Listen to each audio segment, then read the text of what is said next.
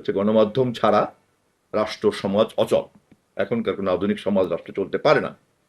আবার সেই কারণেই গণমাধ্যমের কোয়ালিটেটিভ এক্সিস্টেন্স, কোয়ালিটেটিভ প্রেজেন্স, এটা কিন্তু কনফার্ম করতে হবে তার বিল্ট ইন সিস্টেমের মধ্যে এমন কোনো সমস্যা আছে কিনা যা তাকে সঠিকভাবে প্রতিবিম্ব এবং প্রতিফলিত করার সুযোগ দেয় না, এবং সে তা জানে কিনা যে তার বিল্ট ইন সিস্টেমের মধ্যে প্রবলেমটা আছে।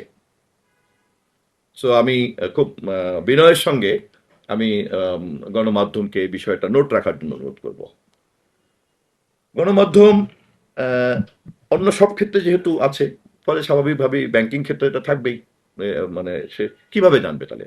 আমি তো আগেই এটা বললাম, রাষ্ট্র যদি সুশাসন নিশ্চিত না করতে পারে বা সমাজ যদি না পারে, রাজনৈতিক প্রক্রিয়া যদি না পারে, তাহলে শুধু বিচ্ছিন্ন বিক্ষিপ্তভাবে গণমাধ্যমের উপস্থিতির কারণে একটা সুন্দর ব্যাংকিং খাতে সুশাসন বিরাজ করবে, এটা তো আশা করা যায় না।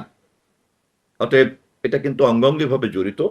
দেশের রাজনৈতিক প্রক্রিয়া রাষ্ট্র এবং সমাজের মধ্যে সেই সুশাসনকে নিশ্চিত করতে পেরেছে কি পারেনি, যতটুকু পেরেছে ওই প্যারামিটারের মাপেই কিন্তু ব্যাংকিং খাতের সুশাসনের জন্য গণমাধ্যমের ভূমিকা কিন্তু ওই প্যারামিটারের খাতেই কিন্তু ওটা কিন্তু নির্ধারিত হবে। এটা কিন্তু কোনো পছন্দ অপছন্দের ব্যাপার না, ইচ্ছা নিরপেক্ষভাবেই কিন্তু তা নির্ধারিত হবে।